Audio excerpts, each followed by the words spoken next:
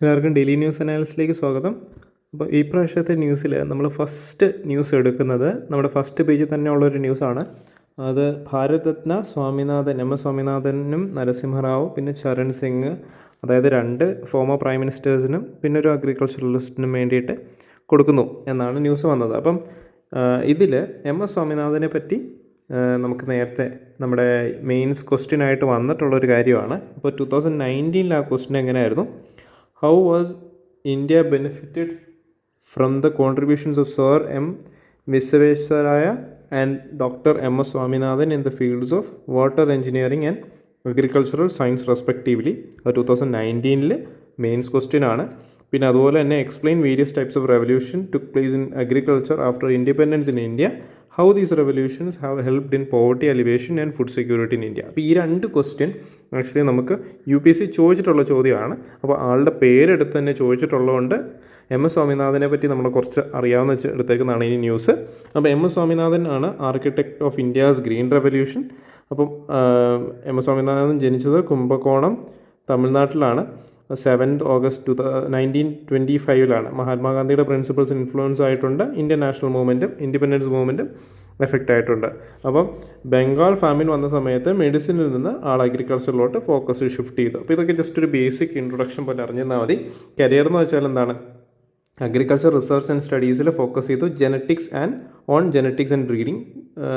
പിന്നെ key position നിന്ന് director general ആയിരുന്നു. ICARൻ്റെ ഡയറക്ടർ ജനറൽ ആയിരുന്നു. Independent chairman for food and agriculture organization കൗൺസിലാണ്. പിന്നെ വേരിയസ് ഇൻ്റർനാഷണൽ അഗ്രികൾച്ചർ ഓർഗനൈസേഷൻ്റെ ലീഡർഷിപ്പ് റോള് പുള്ളി ക്യാരി ഓൺ ചെയ്തിട്ടുണ്ട്. അപ്പോൾ ഇതിൻ്റെ കോൺട്രിബ്യൂഷൻസ് ആണ് നമ്മൾ ഏറ്റവും ഇമ്പോർട്ടൻ്റ് ആയിട്ട് അറിഞ്ഞിരിക്കുന്നത്. കാരണം മെയിൻസ് ക്വസ്റ്റ്യൻ ചോദിച്ചേക്കുന്നത് കോൺട്രിബ്യൂഷൻസ് ആയിരുന്നു. അപ്പം ഗ്രീൻ റെവല്യൂഷനിലെ കോൺട്രിബ്യൂഷൻ എന്തായിരുന്നു? Pivotal role in transformative green revolution in 1960s to 1970s. അതായത് ഇന്ദിരാഗാന്ധിയുടെ സമയത്താണ്, പ്രൈം മിനിസ്റ്റർ ആയിരുന്ന സമയത്താണ് നമുക്ക് ഗ്രീൻ റെവല്യൂഷനൊക്കെ വരുന്നത്. ആ സമയത്ത് നമുക്ക് ഫുഡ് സെക്യൂരിറ്റി പ്രശ്നങ്ങളുണ്ടായിരുന്നു. നമ്മൾ USA നിന്ന് നമ്മൾ ഗ്രെയിൻസ് ഇമ്പോർട്ട് ചെയ്യുന്ന ഒരു സമയമായിരുന്നു. അപ്പോൾ ആ സമയത്ത് ഒരു self reliance in food security കൊണ്ടുവരാനായിട്ടാണ് ഗ്രീൻ റെവല്യൂഷൻ ഇൻട്രൊഡ്യൂസ് ചെയ്തത്. അപ്പോൾ help to make India self sufficient in food grain production, avoided frequent threats of famine.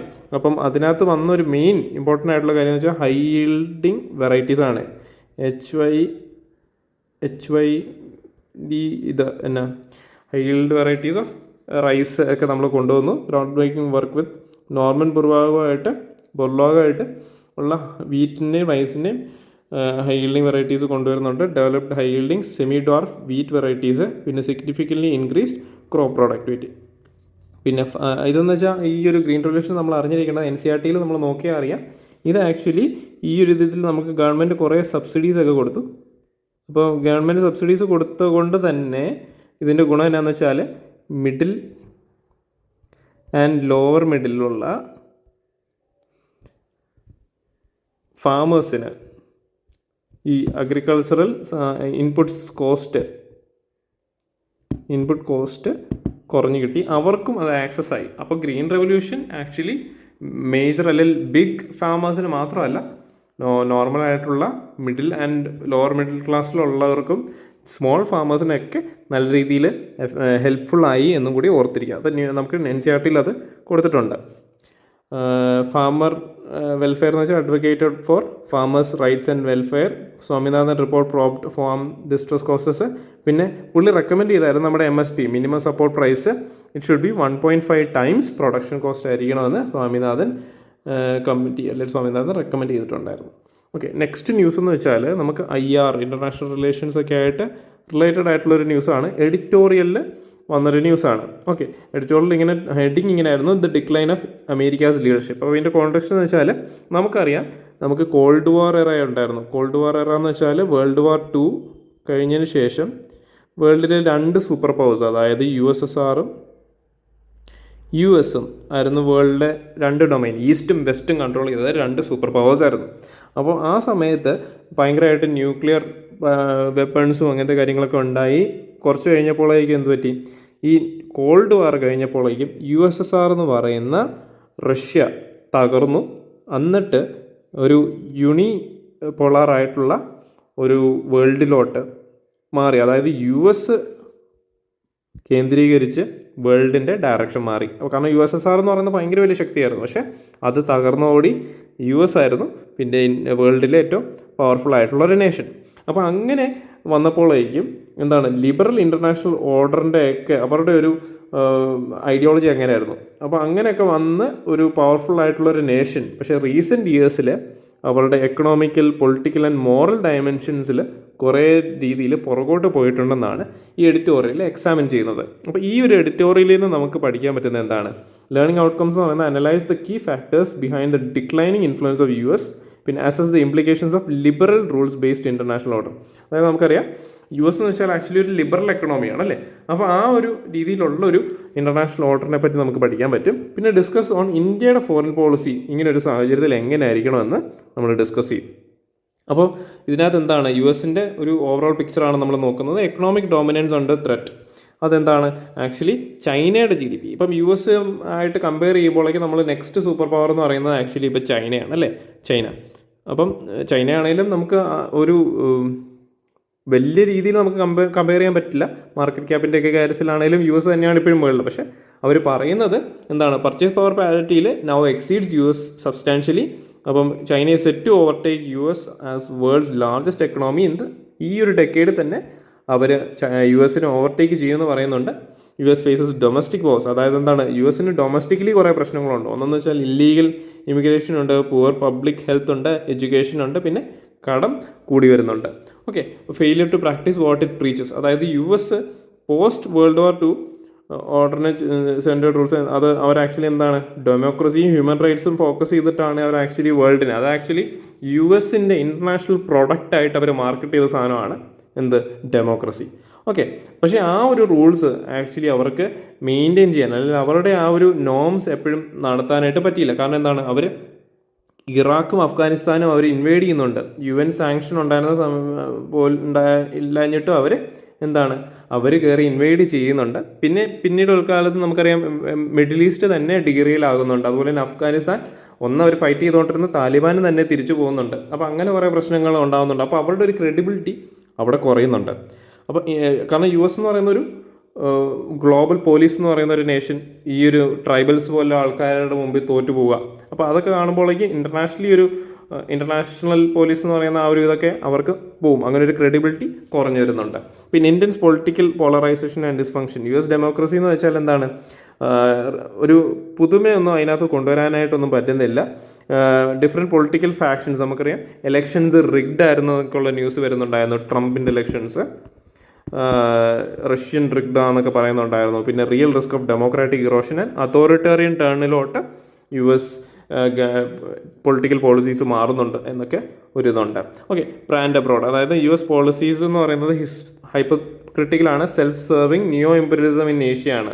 ഏഷ്യയിലും ആഫ്രിക്കയിലും ആണ് നെക്സ്റ്റ് ഗ്രോത്ത് വരാനുള്ള ഏരിയാസ് ആണ് ഏഷ്യ ആൻഡ് ആഫ്രിക്ക. അപ്പോൾ അവിടെ US-ൽ കൺട്രോൾ കൂടുന്നുണ്ട്. എസ്പെഷ്യലി നമുക്കറിയാം തൈവാൻ്റെ കേസ്, പിന്നെ they are fighting against China.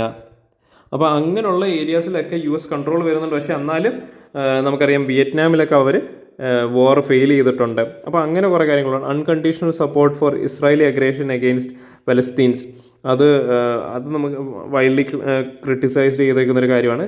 പക്ഷേ ഇതൊക്കെയാണെങ്കിലും China is emerging as a high tech leader lends more to developing world. Actually developing world എന്ന് വെച്ചാൽ എന്താണ്? ഗ്ലോബൽ സൗത്ത് ആണ് അല്ലേ. അപ്പോൾ ഈ ഗ്ലോബൽ സൗത്തിലോട്ട് കൂടുതലും ഈവൻ ഡെപ്റ്റ് ആപ്പ് ആണെങ്കിലും ഫണ്ടിങ് ഒക്കെ ഇറക്കുന്നത് ചൈനയാണ് when compared to US. Okay, ഇത് എന്താണ് നമ്മുടെ ഇന്ത്യൻ ഫോറിൻ പോളിസീനെ എങ്ങനെയാണ് എഫക്റ്റ് ചെയ്യുന്നത്? നമുക്ക് ആക്ച്വലി US-ആയിട്ടൊരു റോബസ്റ്റ് ടൈ മെയിൻറ്റെയിൻ ചെയ്യണം. കാരണം വെച്ചാൽ നമ്മുടെ ഒരു ലാർജ് ഇന്ത്യൻ ഡയസ്പോറ നമുക്ക് US-ലുണ്ട് ആൻഡ് ദേ ആർ വെൽത്തി. അപ്പോൾ അങ്ങനെ കുറേ കാര്യങ്ങൾ, അത്ര വലിയ എമൗണ്ട് ഓഫ് ആൾക്കാർ അവിടെ വർക്ക് ചെയ്യുന്നുണ്ട്. അപ്പോൾ അവരെ സംരക്ഷിക്കേണ്ടത് നമുക്കൊരു കാര്യമാണ്. അപ്പോൾ അവരുമായിട്ടുള്ള വാല്യൂ ഷെയറിങ് നമ്മൾ പ്രോപ്പർ ആയിരിക്കണം. പിന്നെ ഓവർ അലൈൻമെൻറ്റ് ഒത്തിരി നമുക്ക് ചെയ്യാൻ പറ്റത്തില്ല. കാരണം നമുക്ക് ഒരിക്കലും US-നെ ഒരു റിലയബിൾ സ്ട്രാറ്റജിക് പാർട്ട്ണറായിട്ട് നമുക്കൊരിക്കലും കാണാൻ പറ്റത്തില്ല. ഓക്കെ, കാരണം പാസ്റ്റ് ഹിസ്റ്ററീസൊക്കെ അങ്ങനെയാണ്. 1972 വാർ അങ്ങനെയുള്ള കാര്യങ്ങളൊക്കെ നമ്മൾ നോക്കുമ്പോഴേക്കും നമുക്ക് ഒരിക്കലും ഒരു സ്ട്രാറ്റജിക് പാർട്ണറായിട്ട് കാണാൻ പറ്റാത്ത ഒരു നേഷനാണ് US. പിന്നെ ഒരു ഇൻഡിപെൻഡൻറ്റ് ഫോറിൻ പോളിസീസ് വേണം. അതായത് ഒരു തേർഡ് പോളായിട്ട് ഇന്ത്യ മാറണം അല്ലേ. അതിന് നമ്മുടെ foreign policies should be independent of China and US. അതും കൂടി നമ്മൾ ശ്രദ്ധിക്കണം. ഓക്കെ, നമ്മുടെ നെക്സ്റ്റ് ന്യൂസ് എന്ന് വെച്ചാൽ ഇന്ത്യൻ ഓഷ്യൻ റീജിയനെ കുറിച്ച് ഉള്ളൊരു കോൺഫറൻസിനെ പറ്റിയാണ്. അപ്പോൾ IOC കോൺഫറൻസിനെ പറ്റിയാണ്. പിന്നെ ആ ഒരു ന്യൂസ് എന്ന് വെച്ചാൽ actually over militarisation of Indian Ocean റീജിയനെ കുറിച്ചാണ് അവർ പറയുന്നത്. അപ്പോൾ ഇതും ഇൻ്റർനാഷണൽ റിലേഷൻസ് IR റിലേറ്റഡ് ആയിട്ടുള്ളൊരു ടോപ്പിക്കാണ്. അപ്പോൾ ഇതിൻ്റെ കോണ്ടെക്സ്റ്റ് എന്ന് വെച്ചാൽ concerns highlighted at the IOC, അതായത് Indian Ocean conference over the scaling up of naval deployments by China, India, US and other place. അപ്പോൾ ഇന്ത്യൻ ഓഷ്യൻ റീജിയനിൽ നേവൽ മിലിറ്ററി പവർ കൂടി വരുന്നുണ്ട്, അല്ലെ ഡിപ്ലോയ്മെൻറ്റ് കൂടി വരുന്നുണ്ട്. അതിനെക്കുറിച്ചാണ് ഇത് പറയുന്നത്. അപ്പോൾ ഇതിൻ്റെ ലേണിംഗ് ഔട്ട്കംസ് എന്താണ്? Analyse the intensifying naval presence and strategic competition among major powers in the Indian Ocean region, examine the implications of regional security dynamics and foreign policy choices of littoral states. പിന്നെ evaluate policy options for India to secure its strategic interest amidst the new great game. Okay, അപ്പോൾ actually Indian ocean റീജിയനിൽ നടക്കുന്ന military അല്ലെങ്കിൽ political strategies അല്ലെങ്കിൽ political സിനാരിയോനെ explain ചെയ്യുന്നതാണ് ഈ ഒരു article. Okay, അപ്പം ഇതിൻ്റെ തന്നെ കോണ്ടെക്സ്റ്റ് ഇതാണ്. ഇൻക്രീസിങ് നേവൽ പ്രസൻസ് ആണ്. അതായത് ശ്രീലങ്കൻ പ്രസിഡന്റ് പറഞ്ഞിരുന്നു എന്താണ്, പവർ റൈവലറി ഉണ്ട് സൗത്ത് ചൈന റീജിയൻ, അല്ലെങ്കിൽ അത്രയും പോകണ്ട, ഇന്ത്യൻ ഓഷ്യൻ റീജിയനിൽ തന്നെ നമുക്കറിയാം ഹമ്പൻടോട്ട പോർട്ട് ഒരു എക്സാമ്പിളാണ്. ഹമ്പൻടോട്ട പോർട്ട് ആക്ച്വലി എവിടെയാണ്? ശ്രീലങ്കയിലാണ്. അപ്പോൾ ശ്രീലങ്കയിൽ ഈ ഹമ്പൻടോട്ട പോർട്ട് ഡെവലപ്പ് ചെയ്യുന്നത് ചൈനീസാണ്.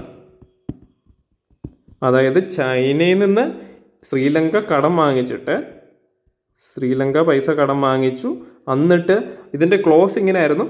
അതായത് ഈ ശ്രീലങ്ക ഈ പോർട്ട് ഡെവലപ്പ് ചെയ്യണമെങ്കിൽ ഇത് എന്താണ്, ചൈനീസ് കമ്പനികളെ ഏൽപ്പിക്കണമെന്നായിരുന്നു. അതായത് ചൈനീസ് വർക്കേഴ്സ് വർക്ക് ചെയ്യണം. അതായത് ചൈന കൊടുക്കുന്ന പൈസ എന്താണ്, ശ്രീലങ്ക തിരിച്ച് പേയ്മെൻറ്റ് അല്ലെങ്കിൽ സാലറി ആയിട്ട് ചൈനക്കാർക്ക് തന്നെ കൊടുക്കും. പക്ഷേ എന്താണ്, കടം വരുന്നത് ശ്രീലങ്കയ്ക്ക്. അപ്പോൾ അങ്ങനെ ഒരു സ്ട്രാറ്റജിയാണ് ശരിക്കും ഹമ്പൻടോട്ട പോർട്ട് നടക്കുന്നത്. ഓക്കെ, അപ്പോൾ അവിടെ ചൈനീസ് പ്രസൻസ് കൂടുന്നത് ഇന്ത്യക്ക് ത്രെറ്റാണ്. അപ്പോൾ അങ്ങനെ ഒരു കാര്യം. പിന്നെ Chinese research and warship visiting Indian ocean ports, അത് ഫ്രീക്വൻ്റ് ആയിട്ട് നമുക്ക് ഈയിടയ്ക്കൊക്കെ ന്യൂസ് ഉണ്ടായിരുന്നു. അതായത് കഴിഞ്ഞ വർഷങ്ങളിൽ നമുക്കറിയാം 2 തവണയോളം 2 times Chinese spy ships Hambantota ഒക്കെ വിസിറ്റ് ചെയ്യുന്നുണ്ടായിരുന്നു.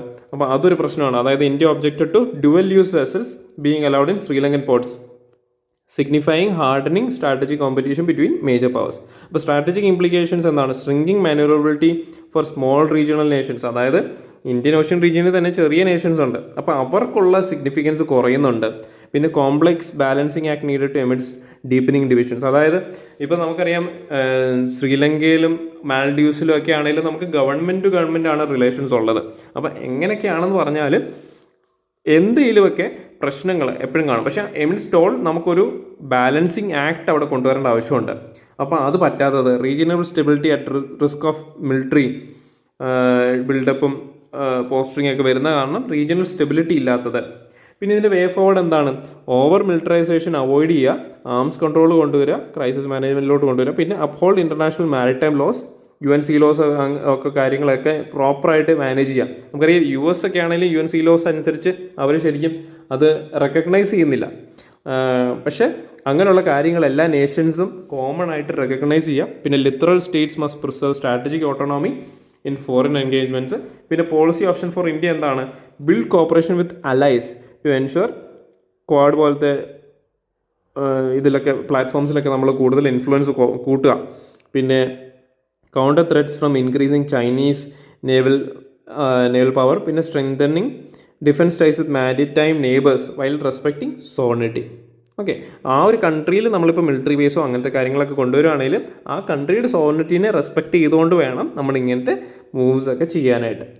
ഓക്കെ, അപ്പോൾ നമ്മളിനി നെക്സ്റ്റ് നോക്കുന്നത് ഇന്ത്യൻ ഓഷ്യൻ കമ്മീഷനെ പറ്റിയാണ്. അപ്പോൾ ഇന്ത്യൻ ഓഷ്യൻ കമ്മീഷൻ എന്ന് വെച്ചാൽ ആക്ച്വലി എന്താണ്? 1987 വെസ്റ്റേൺ ഇന്ത്യൻ ഓഷ്യൻ ഐലൻഡ്സ് തമ്മിൽ ഫോർജ് ചെയ്തൊരു യൂണിയനാണ്. Intergovernmental organisation representing 5 Indian Ocean countries and territories. അപ്പോൾ എന്താണ് മെമ്പർഷിപ്പ് ആൻഡ് ഒബ്സർവേഴ്സ് എന്ന് വെച്ചാൽ ഫൗണ്ടിങ് മെമ്പേഴ്സ് എന്ന് വെച്ചാൽ മെഡഗാസ്കർ ഉണ്ട്, കുമാറോസ് ഉണ്ട്, മൗറീഷ്യസ് ഉണ്ട്, സീഷൽസ് ഉണ്ട്, ലാ റിയൂണിയൻ ഉണ്ട്. ഒരു ഫ്രഞ്ച് ഓവർസീസ് ടെറിട്ടറി ആണത്. പിന്നെ കീ ഒബ്സർവേഴ്സ് എന്ന് പറയുന്നത് ഇന്ത്യ എന്ന് വെച്ചാൽ ഇന്ത്യയാണ് സ്ട്രാറ്റജിക് റീജിയണൽ പാർട്ട്ണർ. ചൈനയുണ്ട്, invested in IOR infrastructure, Indian Ocean regional infrastructure പ്രോജക്ട്സിൽ ഇൻവെസ്റ്റ് ചെയ്തിട്ടുണ്ട്. യൂറോപ്യൻ യൂണിയൻ ഉണ്ട്, ട്രേഡ് ആൻഡ് ഡെവലപ്മെൻറ്റ് കൊളാബറേഷൻസ് ഉണ്ട്. പിന്നെ international organisation of la French ഇതെന്താണ്? ഇത് ആക്ച്വലി ഫ്രഞ്ച് സ്പീക്കിംഗ് നേഷൻസിൻ്റെ കളക്റ്റീവാണ്. ഇത് ഏകദേശം ഒരു 55 നേഷൻസോളം ഉണ്ട്, 50+ നേഷൻസ് ഇതിനകത്ത് ഉണ്ടെന്ന് ഓർത്തിരിക്കുക. Malta, western Indian ocean island state ആണത്. പിന്നെ ഒബ്ജക്റ്റീവ്സ് ആൻഡ് കീ ഫംഗ്ഷൻസ് എന്നാണ്. പൊളിറ്റിക്കൽ കോപ്പറേഷൻ എന്ന് വെച്ചാൽ provides high level meeting point for regional heads of state, ministers, institutional forum for joint statements and political alignment. പിന്നെ economic development വരുമ്പോഴേക്കും ട്രേഡും ഇൻവെസ്റ്റ്മെൻറ്റും ടൂറിസവും അത് പ്രൊമോട്ട് ചെയ്യും. പിന്നെ ഷിപ്പിംഗ്, ഏവിയേഷൻ, ഇൻഫ്രാസ്ട്രക്ചർ റിലേറ്റഡ് ആയിട്ടുള്ള പ്രോജക്ട്സ് അണ്ടർടേക്ക് ചെയ്യാനായിട്ടുള്ള ഒരു പ്ലാറ്റ്ഫോമാണ്. എൻവയോൺമെൻറ്റൽ പ്രൊട്ടക്ഷൻ എന്ന് പറയുമ്പോഴേക്കും സസ്റ്റൈനബിൾ ഫിഷറീസ് മാനേജ്മെൻറ്റിൽ അവരൊരു പങ്ക് വഹിക്കുന്നുണ്ട്. ക്ലൈമറ്റ് റിസർവലൻസിനും റിന്യൂവബിൾ എനർജി കോൺട്രിബ്യൂഷനിലും അവർക്ക് എയ്ഡ് കൊടുക്കാൻ പറ്റും. പിന്നെ സോഷ്യോ കൾച്ചറൽ എക്സ്ചേഞ്ച് വെച്ചാൽ എന്താണ്? Educational and academic partnership. നമുക്കറിയാം മാൽഡീവ്സ് ഒക്കെ ആയിട്ട് നമ്മൾ അക്കാഡമിക് പാർട്ണർഷിപ്പ് ഉണ്ട്. അതുപോലെ ഇന്ത്യൻ ഓഷ്യൻ റീജിയനിലുള്ള ഐലൻഡ്സുമായിട്ടുള്ള proper academic partnership. Recognises cultural events, youth conferences, sports meet. IOC plays a vital role in building shared prosperity through close regional integration. അതൊരു basic ആയിട്ടുള്ളൊരു കൺക്ലൂഷനാണ് ഞാൻ കൊടുത്തേക്കുന്നത്. ഓക്കെ, നിങ്ങൾക്കത് കുറച്ചുകൂടി ഇലാബറേറ്റ് ആയിട്ട് എഴുതാൻ പറ്റും. ഓക്കെ, അപ്പോൾ ഇതൊക്കെയായിരുന്നു നമ്മുടെ ഇന്നത്തെ ന്യൂസ് പേപ്പറിലുണ്ടായിരുന്ന ഒരു വളരെ ഒത്തിരി ഇമ്പോർട്ടൻ്റ് ആയിട്ടുള്ള ന്യൂസ് ഒന്നും ഇല്ലായിരുന്നു. പക്ഷേ നമുക്കറിയാവുന്നതും അതിനെ ഒന്നുകൂടെ സ്ട്രോങ് ആക്കാൻ പറ്റുന്ന രീതിയിലുള്ള ന്യൂസ് ആർട്ടിക്കിൾസ് ആയിരുന്നു ഈ പ്രാവശ്യത്തെ ന്യൂസിൽ. അതും ഒരു മെയിൻസ് പെർസ്പെക്റ്റീവിലായിരുന്നു ഈ പ്രാവശ്യത്തെ ന്യൂസുകളെല്ലാം ഉണ്ടായിരുന്നത്. അപ്പം ഇന്നത്തെ ന്യൂസ് അനാലിസിസ് എല്ലാവർക്കും മനസ്സിലായെന്ന് വിചാരിക്കുന്നു. ഇനി അടുത്ത പ്രാവശ്യം കാണാം. നന്ദി, നമസ്കാരം.